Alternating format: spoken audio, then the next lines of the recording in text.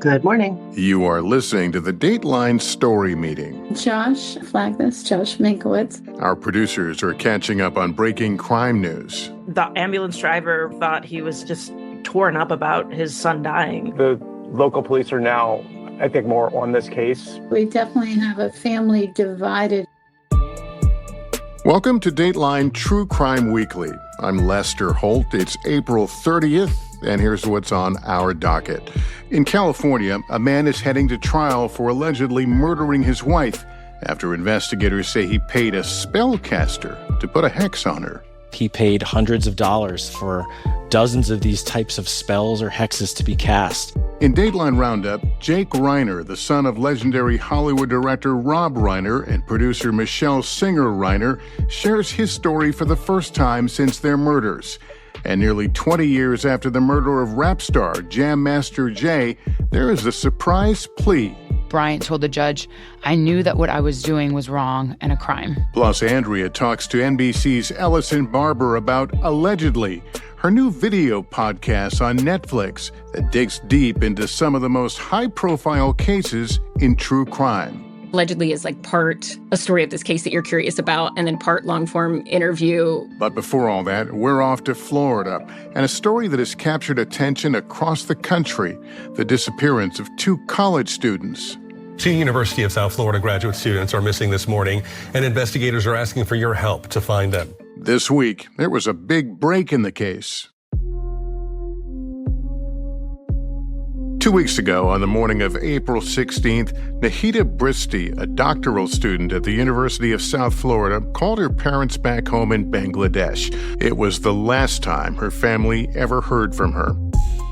A few days later, the University Police Department announced that Nahida's family had reported her missing, and she wasn't the only student who vanished. Nahida's friend Jamil Limon was missing too. On Friday came the devastating news. Jamil's body had been found about 25 miles from campus on the Howard Frankland Bridge, and a man was taken into custody and charged with killing not just Jamil, but Nahida too. Who was the alleged killer, and how did he know them? Joining me now to bring us up to speed on this fast-moving investigation is NBC News correspondent Jesse Kirsch. Jesse, thanks for being here. You bet. Great to be with you. So to start, tell us about these two young people. What do we know about them? Jamil Limon and Nahida Bristi were both 27 years old, both doctoral students at the University of South Florida. Nahida was studying chemical engineering. Jamil was studying geography, environmental science, and policy. I had the chance to speak with both of their brothers, and both made it clear their siblings would not just go vanish without telling anybody. She would never do that, never do something like this, never put her family through this pain and everything. And it wasn't just their family who noticed something was wrong. People close to the students began to raise red flags, we understand. Yeah, we've learned a whole bunch of information from a filing from prosecutors from over the weekend. And one of the things we learned is that, according to prosecutors, a friend of Nahida and Jamil tried calling both of them the day they vanished, and neither friend picked up. 2 days later, on a Saturday, Jamil is supposed to have a thesis appointment. His brother says he was very serious about his studies, but he doesn't show up. At the same time, police went to Nahida's office on her campus, and her brother tells me her lunchbox, her laptop, her iPad, and a bag were all still at her office, effectively like she just left in the middle of the workday and left all of her stuff behind. Yeah, that sounds very alarming. And I know university police were seeking help from wherever they could get it. They contacted local police, the Hillsborough County Sheriff's Office, and their officers began interviewing anyone who might have information, who might know more. Yeah, according to what prosecutors filed, we know that detectives early on are talking to Jamil's two roommates. And in particular, prosecutors are focusing in on one of these roommates, 26-year-old Hisham Abu Garbia. Hisham winds up becoming the suspect in this case. And according to prosecutors, Hisham told detectives he does not know where Jamil is. He doesn't know where Nahida is. But at the same time, in that early interaction, detectives notice that Hisham has a cut on his left pinky finger. He says it's from cutting onions, but he also couldn't remember what he had been cooking. So, Jesse, according to investigators, if I understand it, the real breakthrough in their case was when they took a closer look at Hisham's movements around the time the students disappeared. Yeah, that's right, Lester. According to the filing we have from prosecutors, police tracked the suspect's car and Jamil's phone, and they were in the same area around the same time twice. And according to this filing from prosecutors, the suspect told police that the victims had never been in his car, that he never went to that area. Then he said, okay, I went to the area to find fishing spots. And then he said that Jamil had asked the suspect to drive Jamil and his girlfriend to that area. And he says, quote, he dropped them off and left. So the story from the suspect, according to investigators, keeps changing. So as they keep investigating, detectives get a warrant to search the suspect's phone. And they find a lot of data about where his phone went. And one of the places that the suspect's phone went was the Howard Frankland Bridge. And that is more than 10 miles from Jamil's apartment. Prosecutors say the phone stopped at specific coordinates on the bridge, and police went to that very spot. And then the Hillsborough County Sheriff's Office held a press conference to announce what they found. I am heartbroken to announce the discovery of human remains discovered on the Howard Frankland Bridge earlier this morning. Just now, those remains were positively identified to Jamil. But there was still no sign of Nahida. No sign of her whatsoever. And police made clear they were still asking for the public's help to find her. And again, I implore the community, if you have any tips of where you've seen her or she's just recently seen, please report it immediately. Do we know how Jamil died? According to the filing from prosecutors, he had been stabbed numerous times, and his cause of death was homicide by, quote, multiple sharp force injuries.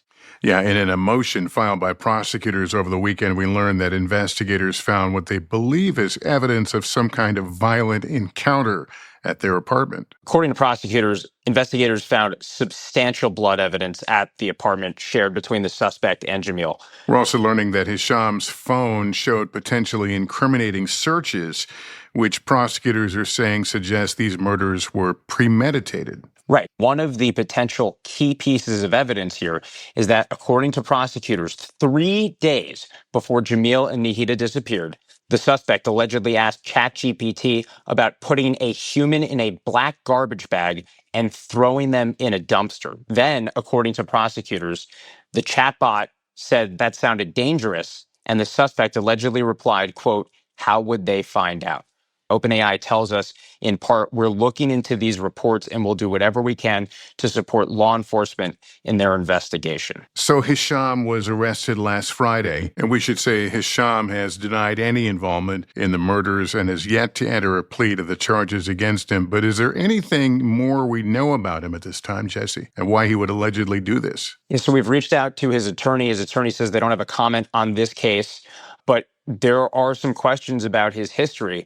According to that filing from prosecutors, investigators talked with the suspect's mother, and she says that her son has a history of struggling to manage his anger and has been violent with family. And what about Hisham's relationship with Jamil and Nahida? Were they close at all? It's not clear if the suspect and Jamil were friends, if they had any history together. Yeah, this is a curious one. Jesse, thanks very much. We'll certainly be watching as this case continues. We appreciate you spending some time with us. Anytime. Coming up, a naval optician is heading to trial for the alleged murder of his wife. The prosecution's case includes surveillance tape and spells.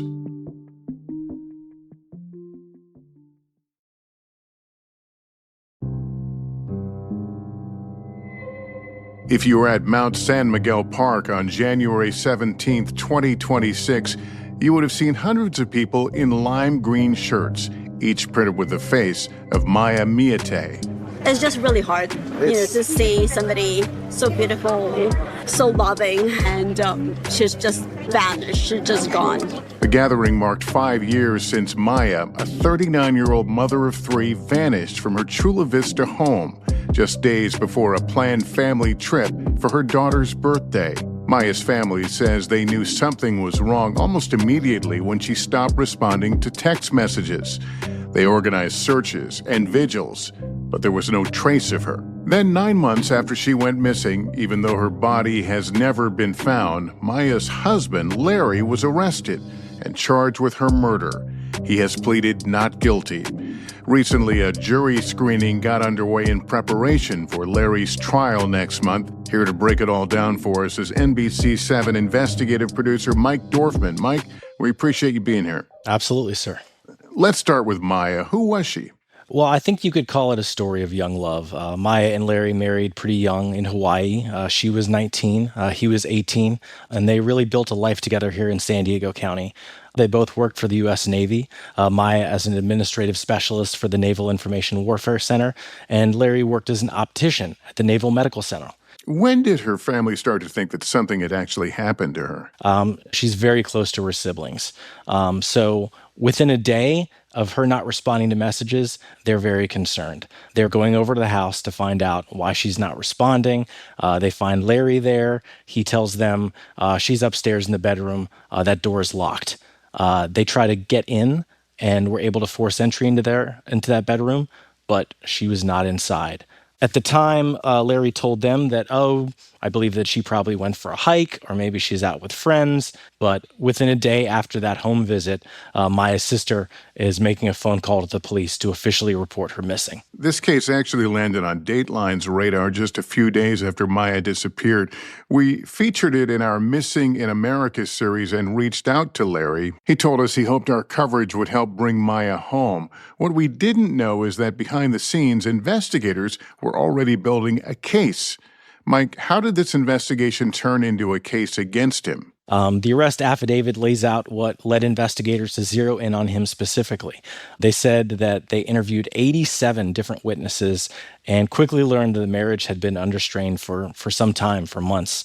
One witness in particular told investigators that Maya described incidents of physical abuse, including one particular accusation that Larry once choked her until she lost consciousness.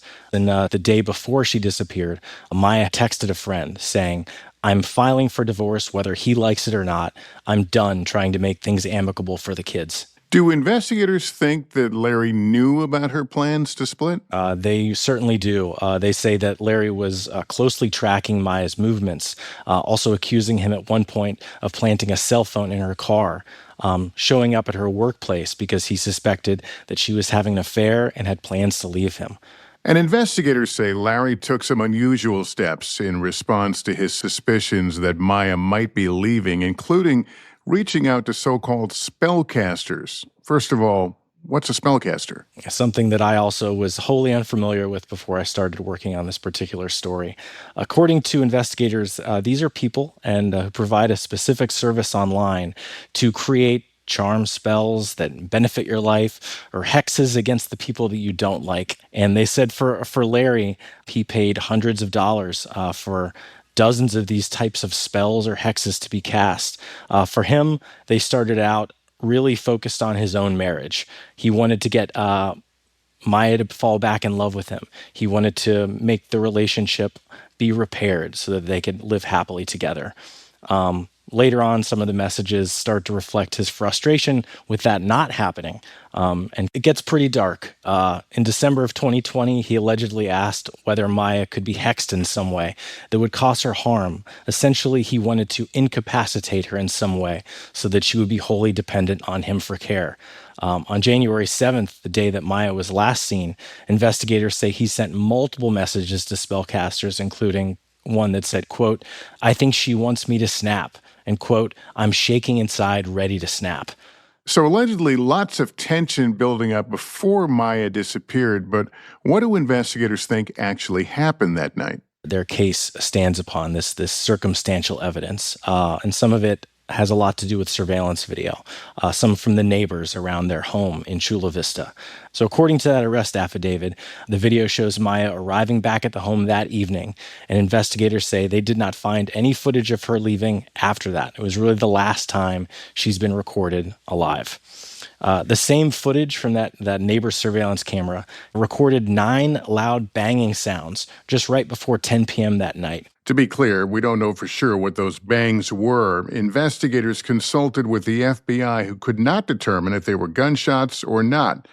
Mike, what did investigators learn about Larry's whereabouts around the time Maya went missing on January 7th? There's a lot of question marks, that's for sure. Investigators say he didn't report to work on January 8th, 9th, or 10th. The days after Maya disappeared, he claimed he'd gone to the beach with his son. But investigators say they just really couldn't confirm that.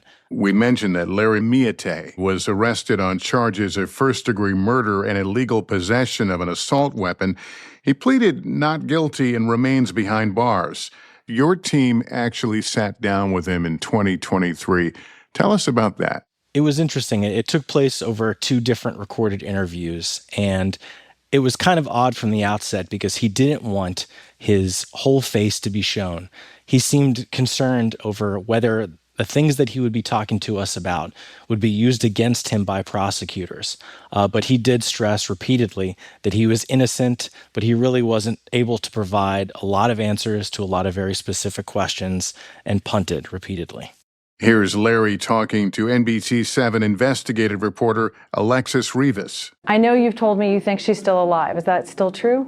Yes, ma'am, but I'm kind of the guy that's like, pray for the best, pray for the worst. Where did you go for 12 hours with your cell phone turned off the day after Maya vanished? Again, I'd rather not answer that question. We've talked a lot about the evidence prosecutors say they have against him. Do we know yet what the main defense points will be? I think like a lot of defense attorneys, the name of the game for them is injecting as much doubt. They're going to focus on what's missing. No body, no murder weapon, and really no direct forensic evidence that's linking Larry to the killing.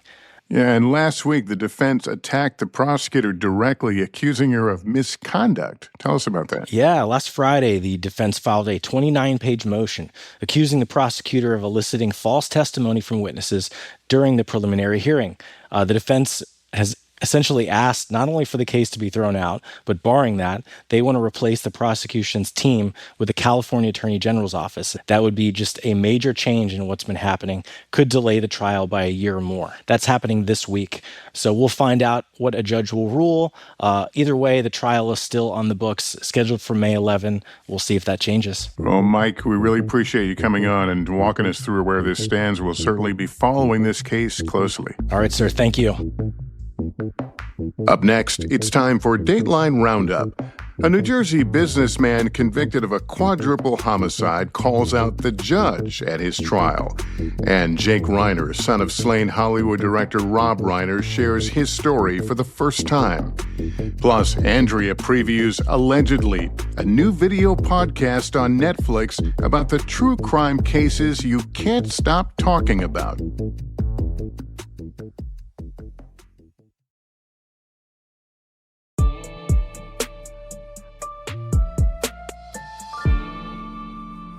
Welcome back, everyone. Joining me for this week's Roundup is Dateline field producer Alex Lowright. Thanks for being here. Thanks for having me. First up, we're going to head to Los Angeles for updates in the case of Nick Reiner, the son of legendary Hollywood director Rob Reiner and producer Michelle Singer Reiner. What's the latest on this one, Alex? As you remember, Lester, Rob and Michelle Reiner were found stabbed to death in their Brentwood home in December. The double homicide stunned people around the country who were fans of Rob Reiner's movies and the couple's charitable work. Even more shocking was the identity of their alleged killer, their younger son, Nick, who was arrested within hours of their bodies being discovered. Nick has pleaded not guilty to charges of murder, and he's being held without bail. We've been hearing bits and pieces about Nick since his arrest, but the public really hasn't heard much from the other 2 Reiner children, Jake and their daughter, Romy. But that changed last week when Jake shared a personal essay on Substack. What did he say, Alex? Yeah, so his essay touched on his experience learning about his parents' murders. He wrote, "My world as I knew it had collapsed. I was in a trance. I needed to figure out what the hell just happened." He goes on to say that he was robbed of so many things that day, and that this is truly my living nightmare. Did he say anything about his brother, Nick? He did, though he never mentioned Nick's name. He wrote, "Sure, any loss of a parent is devastating, but nothing compares to losing both of them at the same time. And on top of that, having your brother be at the center of it. It's almost too impossible to process." Jake ended his essay asking for love and compassion, the same principles my parents lived by. Well, for our next story, we're going to head to New Jersey, where the stakes were high at a Monmouth County courthouse last week for Paul Caneiro. He's the businessman convicted in February of murdering his brother Keith, Keith's wife, and 2 children, in a plot prosecutors said was motivated by greed and desperation. Alex, remind us what happened here.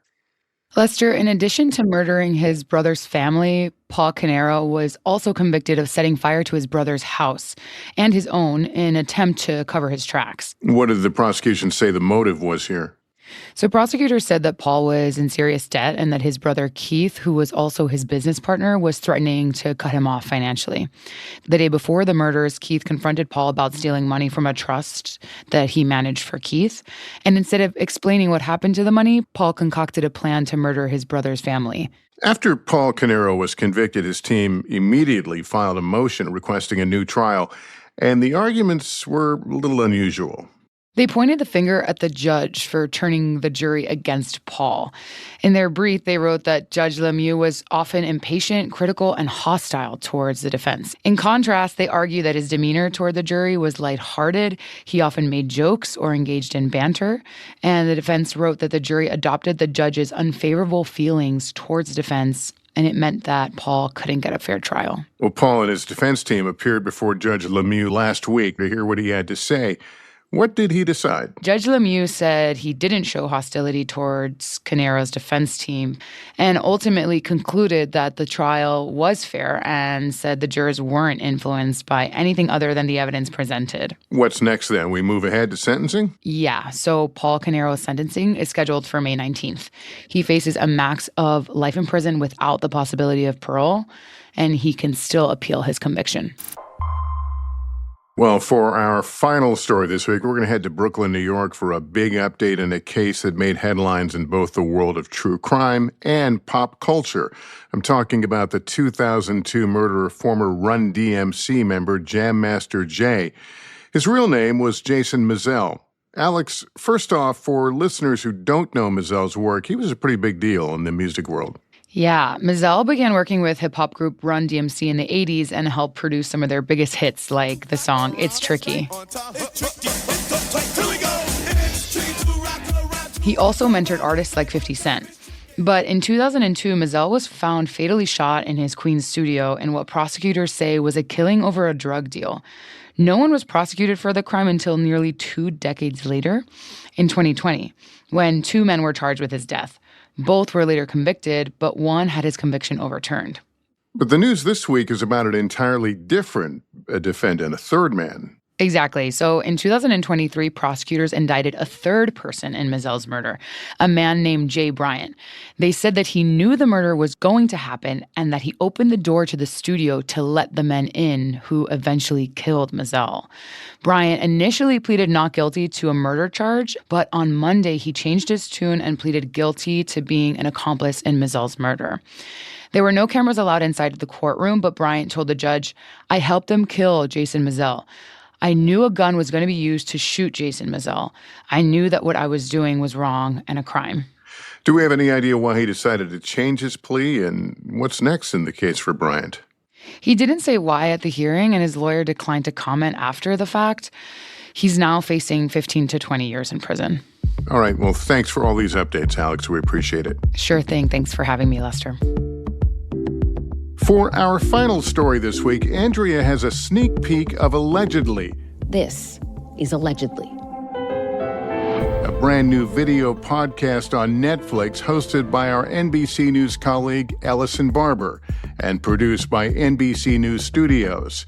New episodes drop every Wednesday, and if you love true crime, you won't want to miss it. Here's Andrea. Hi, everyone. I'm really excited to talk to our next guest, Allison Barber. You've probably seen her reporting from the front lines in Ukraine or Gaza, covering some of the world's most intense conflicts. But now she's taking on a very different kind of story. It turns out Allison, like me, like many of you listening, has a passion for true crime. So every week in her new podcast, Allegedly, Allison and a guest will be digging into a case that's either making headlines right now or people just can't stop talking about it. They'll be scouring case files and court records for evidence you've probably never seen before and angles you might not have thought of. and breaking it all down in smart, unfiltered conversations. The first episode focuses on a case I know very well, the murder of 22-year-old blogger Gabby Petito.